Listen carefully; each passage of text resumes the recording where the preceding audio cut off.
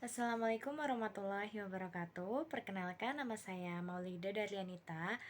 NIM saya 1862201158. Saya dari kelas 7 SIP 1 dan saya dari Universitas Muhammadiyah Tangerang.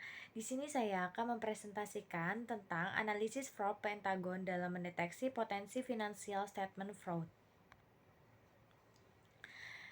Masih ada perusahaan yang tidak menyajikan laporan keuangan yang sesuai dengan kriteria. Salah satu penyebabnya yaitu tindakan kecurangan atau fraud yang dilakukan oleh manajemen untuk mendapatkan keuntungan. ICFE memperkirakan kerugian yang terjadi akibat kecurangan dan penyalahgunaan adalah 5% dari pendapatan tahunan. Persentase terjadinya manipulasi laporan keuangan cukup kecil, namun kerugian yang ditimbulkan cukup besar. Banyaknya kasus kecurangan yang terjadi di Indonesia merupakan salah satu bukti adanya kegagalan audit atas laporan keuangan. Stabilitas keuangan, tekanan eksternal, target keuangan, sifat industri, keefektifan pengawasan, pergantian auditor, pergantian direksi, dan frekuensi kemunculan gambar CEO secara bersama-sama berpengaruh terhadap financial statement fraud. Di sini ada teori agensi. Konsep teori agensi memberikan penjelasan bahwa adanya kontrak yang terjalin antara partisipan pemegang saham dengan agen atau perusahaan membuat manajer memiliki tanggung jawab untuk mewujudkan kepentingan pemegang saham. Dan yang kedua ada Financial Statement Fraud. Australia Auditing Standard atau AAS mengidentifikasi financial statement fraud sebagai tindakan yang disengaja ataupun kelalaian dalam mengungkapkan laporan keuangan yang digunakan untuk mengecoh para pemakai laporan keuangan. Dan yang ketiga ada Fraud Pentagon Theory.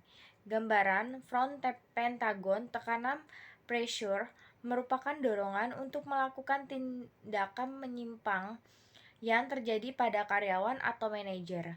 Kesempatan atau opportunity timbul karena lemahnya sanksi, pengendalian intern untuk mencegah kecurangan, pembenaran, rationalization adalah tindakan mencari alasan bahwa apa yang dilakukan benar dan biasa.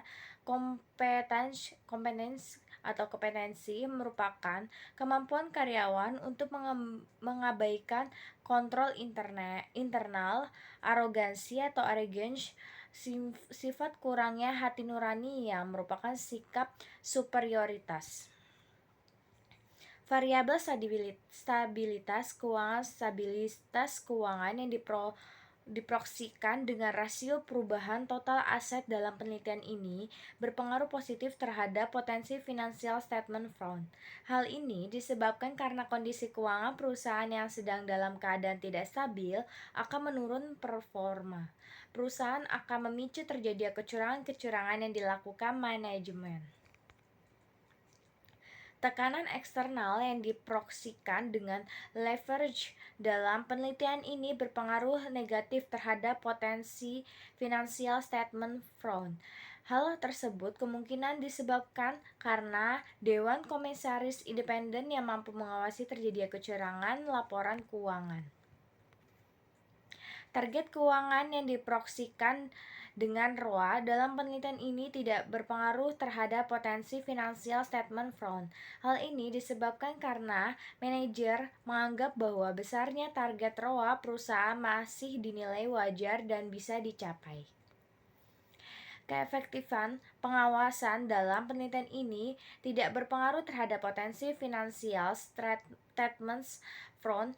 Hal ini dikarenakan keberadaan dari komisaris independen pada perusahaan, memiliki pengawasan yang sudah maksimal dan sudah efektif. Pengertian ireksi ini tidak berpengaruh dalam penelitian terhadap financial potensi statement fraud. Hal ini mungkin terjadi karena adanya anggota dewan direksi dalam perusahaan hanya sebagai syarat regulas dalam memenuhi tata kelola perusahaan yang baik dan kurang transparan. Frekuensi kemunculan gambaran SEO dalam penelitian ini tidak berpengaruh terhadap financial statement front. Hal ini mungkin terjadi ketika foto SEO yang tertampang hanya menjadi tradisi perusahaan pembuatan laporan tahunan di setiap tahunnya, sehingga jumlah foto SEO yang terpampang tidak merepresentasikan tingkat arogansi atau superioritas yang dimiliki SEO tersebut sesuai dengan hipotesis. Maka berikut ini adalah saran yang bisa peneliti sampaikan untuk penelitian selanjutnya. Ini menurut saya saran saya yaitu yang pertama, untuk penelitian selanjutnya diharapkan menggunakan objek penelitian yang lebih luas sehingga dapat mengeneralisasikan hasil penelitian untuk seluruh perusahaan yang terdaftar di BI. Dan saran saya yang kedua yaitu diharapkan penelitian ini selanjutnya dapat menambah variabel proksi dari front Pentagon seperti kepemilikan saham, institusi kualitas audit eksternal dan perputaran modal agar cangkupan variabel penelitian menjadi lebih luas. Dan sekian presentasi dan saran dari saya. Semoga dapat bermanfaat untuk kalian semua. Kurang lebihnya mohon maaf. Wabillahi taufiq wal hidayah. Wassalamualaikum warahmatullahi wabarakatuh. Jangan lupa di comment and subscribe. Thank you.